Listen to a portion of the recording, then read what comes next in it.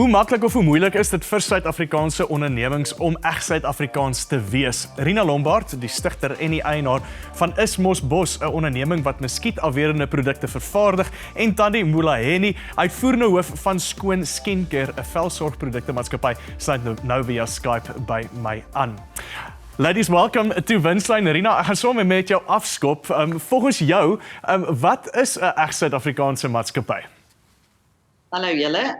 Ja, reg Suid-Afrikaanse maatskappy eerste moet in Suid-Afrika wees en ook vervaardig word in Suid-Afrika. En natuurlik trek Afrikaans my aandag en dan ook gehalte en diens. Rina, hoekom is daai gedeelte vir jou besigheid belangrik om jouself te posisioneer as Suid-Afrikaans? Weet jy, dit is vir Suid-Afrikaners is dit nogal lekker. Ons is nogal maklik en lief vir die buitelewe. Juis in hierdie grendeltyd was dit nou nogal moeilik vir ons almal om by die huis te bly en ek dink almal is uitgehonger vir die buitelug.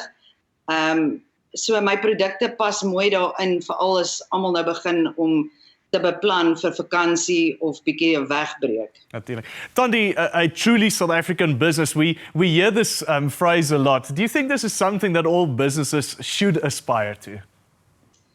Hello guys. Yes, I would say it's for me it's a yes, but also more.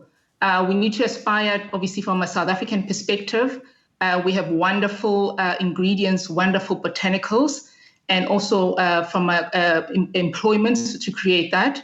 But also for me, we need to be looking at globalization, and we need to take this beautiful South African ecosystem that we have and basically export it to international markets. So for me, it's a both of a yes, but also we need to look at the bigger international space.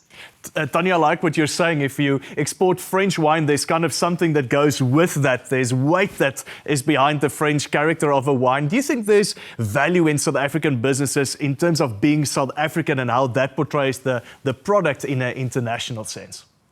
I believe it is. If you look at skincare, what SKOON is, some of our ingredients are basically only found in South Africa, like buchu, which is found in the Western Cape. So for me, that as the CEO of the business, that is what I want to be exporting to the international space. So to the Europeans, to the Americans, to say there are benefit to these ingredients, similar to rosehip, which is found in Southern Africa. Again, these are basically botanicals that basically have a benefit to the skin, and a lot of our international community is not aware of. And also, once they know more of it, they're asking for us to basically send it to them. So Rina, we have. Rina, Thandi verwys hierso spesifiek na bestanddele binne in haar produk wat belangrik is. Met Is Moz Bos, watter gedeelte van julle produk of watter persentasie van julle produk word plaaslik verkry? 100% van my produk word plaaslik verkry. In die begin het ek eers ingevoer van Botswana en ek het gesoek tot ek 'n plaaslike vervaardiger kry wat dit hier kan vervaardig, en ja, so my produk is 100% Suid-Afrikaans. Thandi, you still import some of your elements. I think in my own business as well, there's just certain elements of my final product that I still have to import. In your case, what do you still import, and what's kind of the hurdle for you not to procure that locally? So currently what we export is our bottles that they come from either Europe or Asia. And our outer packaging, so our boxes, those we basically manufacture locally. And our ingredients, I would say a majority is coming from overseas, excepting obviously the ones that are local, like your buchu, that we cannot find anywhere else. And I think for us, the issue is basically the availability. Some of these ingredients are only available in, let's say for us, Swiss actives. So we have actives from Swiss. We can only get it from there because we want to give our customers, both South African and international, that efficacy. So we don't undersell. So it's a mixture of both, but we are looking at pushing to local, but it is going to be a process as we go along. Rina, ek weet as ek na my eie bedryf kyk, verpakking is dikwels die enigste en die goedkoopste plek om jou verpakking te kry is in China. Waar kom julle produkte vandaan? Al my verpakking kom van Suid-Afrika af. Ek ondersteun plaaslike besighede, veral klein besighede. So ek pas aan, maar ja, al my verpakking kom ook uit Suid-Afrika uit. Ek voel dis maar net my persoonlike opinie dat ek eerder gaan 'n plaaslike besigheid ondersteun om my produkte te wel, soos my boksies. Daar's 5 verskillende boksies, maar ek doen alles plaaslik. So ek hou daarvan, Rina, baie entrepreneurs sal sê, nee wat, ek kry dit in China en dis 30% goedkoper. Hoekom is dit so belangrik vir jou om te sê, nee wat, ek wil hierdie by 'n Suid-Afrikaanse entrepreneur koop? Die ding is, huidiglik, dit is nou juis in hierdie COVID-19 tydperk wat ons nou is, het invoer en uitvoer is nou 'n bietjie van 'n probleem. So vir my is dit glad nie, want ek het van die begin af gesê ek wil dit plaaslik doen. So alles kom van hier af. Ek het nie 'n bekommernis daaroor nie.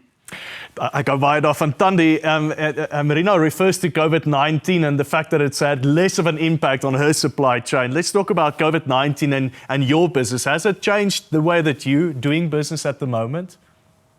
Yes. So for us, we've always been, especially in our business plan for this year, we were focusing on basic online as a major focus for the business.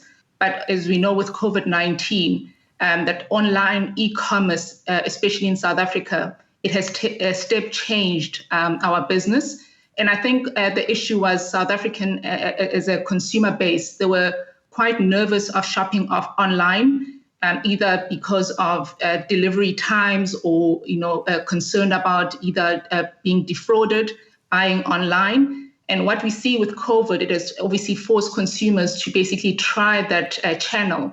And for us, we have seen that our sales have obviously exponentially increased because now consumers, especially South Africans, are willing to test this channel. And yeah, so I would say obviously from a society and from as a country, COVID obviously is having a massive impact. But from small businesses, especially those who are online, it is has a benefit for small businesses in the online platforms. Absolutely. Rina en Thandi, baie dankie vir julle tyd. Ek waardeer dit bitter baie. Die coronavirus het veroorsaak dat verskeie maatskappye en entrepreneurs reg oor die wêreld opnuut oor ons verskaffingskettings laat dink. Ons het geleer om al jou eiers in 'n Chinese invoermandjie te sit kan gevaarlik wees. Ons neem 'n kort breek en gesels net hierna met ekonoom Dr. Roelof Botha oor plaaslike vervaardiging en die toekoms. Bly waar jy is.